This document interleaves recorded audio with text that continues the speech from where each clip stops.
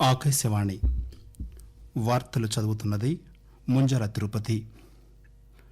దేశవ్యాప్తంగా కోవిడ్-19 నుంచి కోలుకుంటున్న వారి రేటు క్రమంగా మెరుగై 76% చేరుకుంది. ప్రభుత్వం, నియంత్రణ సంస్థలు, పరిశ్రమలు సమన్వయంతో పనిచేయడానికి కోవిడ్ సంక్షోభ సమయం చక్కని అవకాశాన్ని కల్పించిందని ఆర్థిక శాఖ మంత్రి నిర్మలా సీతారామన్ అన్నారు.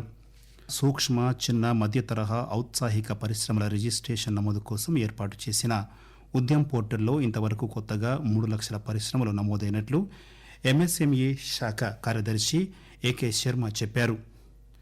మహారాష్టలోని మహాడ్లో భవనం కుప్పకూలిన సంఘటనలో ఎన్డీఆర్ఎఫ్ బృందాలు మరో 9 మృతదేహాలను వెలికి తీయడంతో మృతుల సంఖ్య 10కి చేరుకుంది.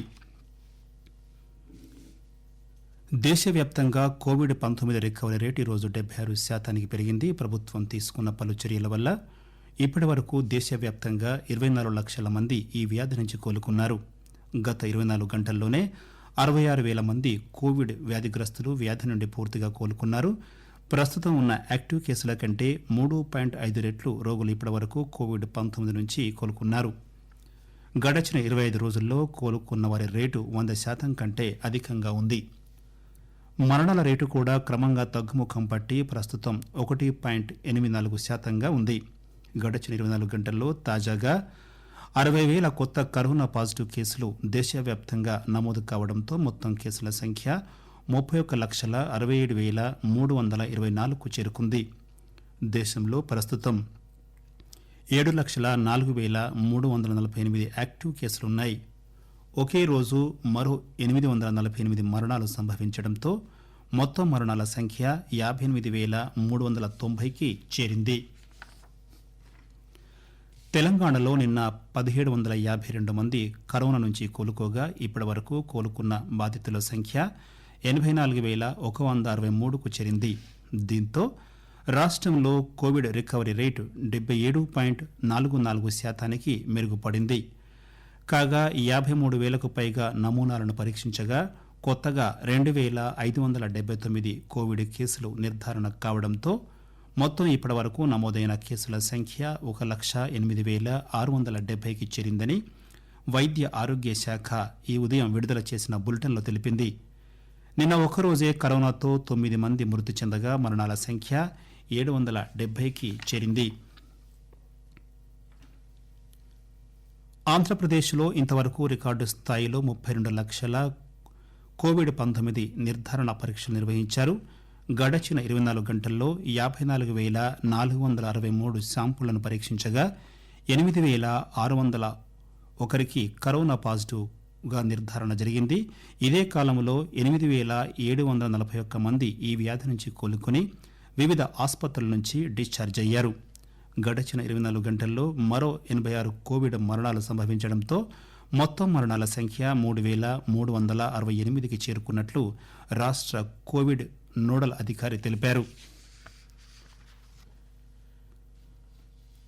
ప్రభుత్వం, నియంత్రణ సంస్థలు, పరిశ్రమలు సమన్వయంతో పనిచేయడానికి కోవిడ్ సంక్షోభ సమయం చక్కని అవకాశాన్ని కల్పించిందని ఆర్థిక శాఖ మంత్రి నిర్మలా సీతారామన్ అన్నారు. కాన్ఫెడరేషన్ ఆఫ్ ఇండియన్ ఇండస్ట్రీ ఈరోజు ఏర్పాటు చేసిన ఒక వర్చువల్ కార్యక్రమాన్ని ఉద్దేశించి మంత్రి ప్రసంగించారు.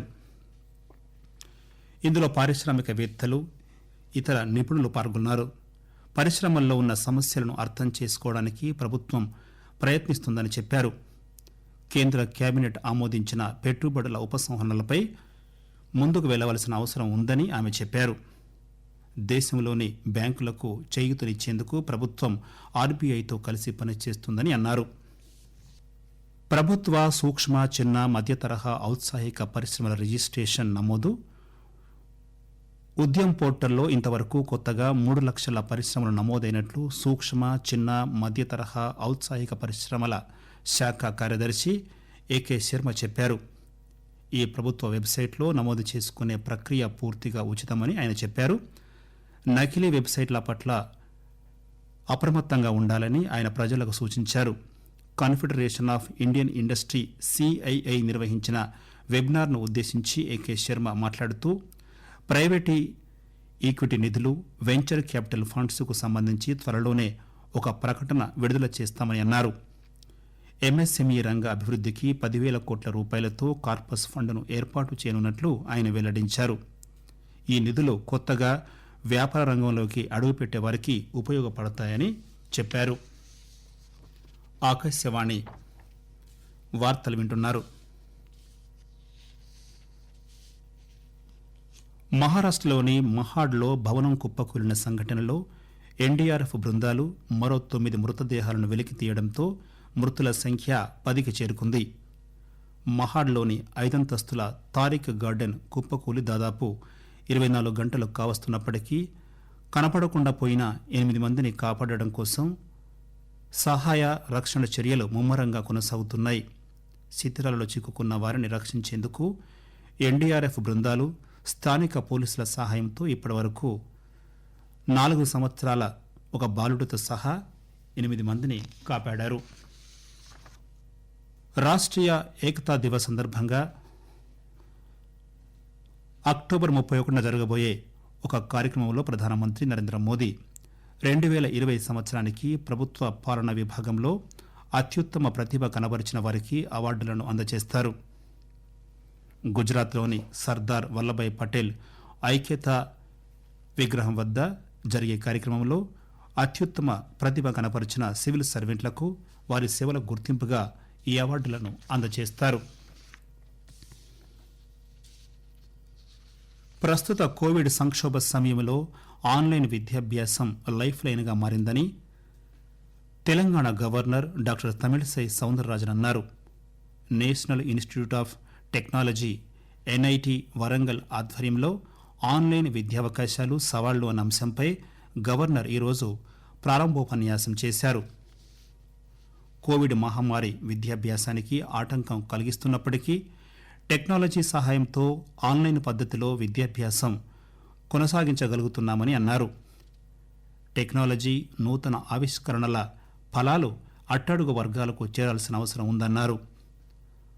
ఆన్లైన్ విద్యతో విద్యార్థులు ఇంటికే పరిమితమై స్కూళ్లు క్యాంపస్లకు దూరంగా ఉంటున్నందున విద్యార్థుల శారీరక మానసిక ఆరోగ్యం పట్ల తల్లిదండ్రులు ఉపాధ్యాయులు ప్రత్యేక శ్రద్ధ వహించాలని డాక్టర్ తమిళిసై సూచించారు. ప్రధానమంత్రి నరేంద్ర మోదీ నేతృత్వంలో చేపట్టిన భారత్ నెట్ ప్రాజెక్టు ద్వారా మొత్తం 2.5 లక్షల గ్రామాలకు బ్రాడ్బ్యాండ్ ఇంటర్నెట్ సౌకర్యం ఏర్పాటు, digital India mission, digital class room పథకాల ద్వారా ఆన్లైన్ విద్యా విధానం సులభతరమైందన్నారు. మారుమూల గ్రామీణ గిరిజన ప్రాంతాల్లో ఉన్న విద్యార్థులకు ఆన్లైన్ విద్యను అందించడానికి తక్షణం ప్రత్యేక పథకాల రూపకల్పన చేయాలని గవర్నర్ పిలుపునిచ్చారు. జాతీయ సంప్రదాయ వరి సేద్యం ఉత్సవాన్ని ఈరోజు తమిళనాడులోని కావేరీ డెల్టా ప్రాంతమైన నాగపట్నంలో నిర్వహించారు. ఈ రోజంతా నిర్వహించిన ప్రదర్శనలో 110కి పైగా వరి వంగడాలను ప్రదర్శించారు. సంప్రదాయ వరి సేద్యం పద్ధతులకు సంబంధించిన కార్యక్రమం కూడా నిర్వహించారు. ఉత్తర బంగాళాఖాతం పరిసర ప్రాంతాల్లో సముద్ర మట్టానికి 7.6 కిలోమీటర్ల ఎత్తులో అల్పపీడనం ఏర్పడింది.